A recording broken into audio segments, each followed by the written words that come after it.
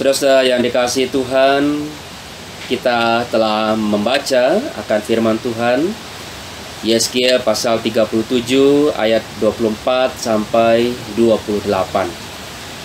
Saudara-saudara yang dikasihi Tuhan, setiap orang pasti punya harapan bahwa kehidupannya akan berjalan baik-baik saja tanpa masalah. Tapi bagaimana kalau yang terjadi adalah sebaliknya? Pasti kita akan dibuat menjadi pusing, karena kita harus berpikir bagaimana jalan keluar yang terbaik yang dapat kita buat. Apalagi kalau kemudian kita tidak ketemu, wah itu pasti lebih susah lagi. Saudara-saudara, dalam keadaan semacam inilah kita lihat terjadi ketika orang-orang Yehuda yang terbuang ke Babel memiliki pengharapan bahwa suatu ketika mereka akan kembali ke Yerusalem. Tetapi harapan mereka kemudian menjadi pupus, menjadi hilang ketika mereka mendengar bahwa Yerusalem telah dihancurkan oleh tentara Babel. Tidak ada lagi yang tersisa. Jadi karena itu orang-orang Yehuda ini pasti diliputi oleh keputusasaan. Apa yang harus kami lakukan jika kami sudah tidak lagi punya kampung halaman? Bagaimana dengan masa depan kami? Saudara-saudara, dalam situasi inilah Nabi Yeskiel diperintahkan Tuhan untuk menyampaikan firman-Nya kepada umat-Nya. Hal pertama yang Nabi Yeskiel sampaikan adalah Tuhan dapat memahami apa yang dirasakan oleh umat-Nya. Rasa rindu untuk kembali ke kampung halaman adalah sebuah perasaan yang wajar.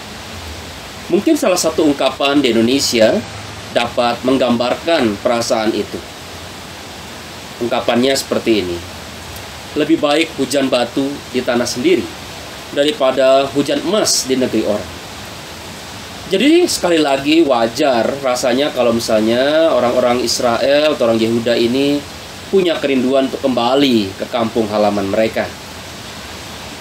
Tetapi kalau misalnya harapan itu sudah hancur, maka apakah masa depan itu masih relevan untuk dibicarakan? Saudara-saudara, pada titik inilah Nabi Yeskiel mengingatkan orang-orang Yehuda mengapa Yerusalem itu hancur. Yeskiel mengingatkan bahwa itu semua terjadi adalah karena kelalaian orang Yehuda sendiri yang selama ini tidak taat kepada Tuhan. Jadi karena itu bukan Tuhan yang sudah menyebabkan Yerusalem hancur. Bukan Tuhan yang kemudian menyebabkan segala sesuatu kepahitan ini terjadi.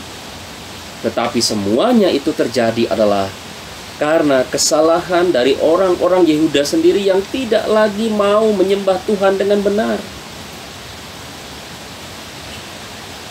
Dalam hal ini, Nabi Yeskiel mengingatkan firman Tuhan bahwa orang-orang Yehuda harus bertobat. Mereka harus meninggalkan segala kesalahan yang mereka lakukan di masa lalu. Dan apabila orang Israel atau orang Yehuda itu mau kembali menyembah Tuhan, maka dikatakan Tuhan akan memberikan pemulihan dalam kehidupan mereka. Tuhan akan mengatur waktunya bagi mereka untuk kembali ke Yerusalem.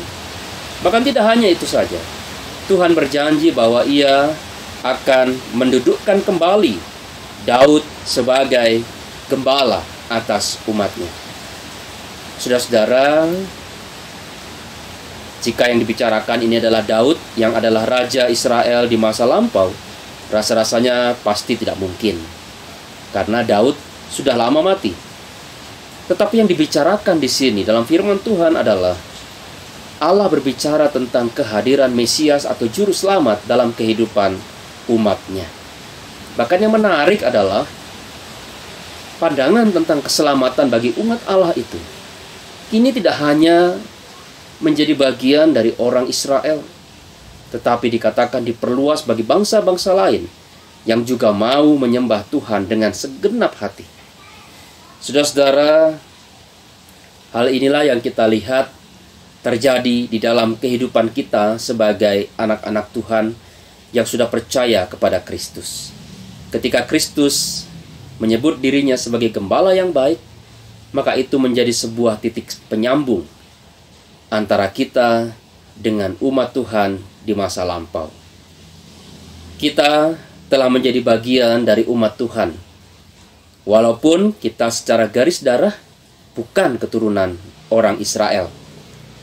Pesan positif yang dibawa bagi orang-orang buangan di Babel, agar supaya mereka tidak menyerah, agar mereka tidak patah semangat, dan tetap memiliki pengharapan pada rencana Tuhan, itu juga yang menjadi pesan bagi kita sebagai domba-domba Allah. Di tengah situasi sulit yang kita alami sekarang ini, bersandarlah kepada Tuhan sebagai gembala kita yang baik. Tuhan Yesus akan menolong kita untuk mampu melalui hal yang tersulit sekalipun. Percayalah dan yakinilah dalam imanmu, maka Tuhan akan bertindak. Kuasa Tuhan Yesus beserta dengan kita sekalian dari sekarang sampai selama-lamanya. Amin.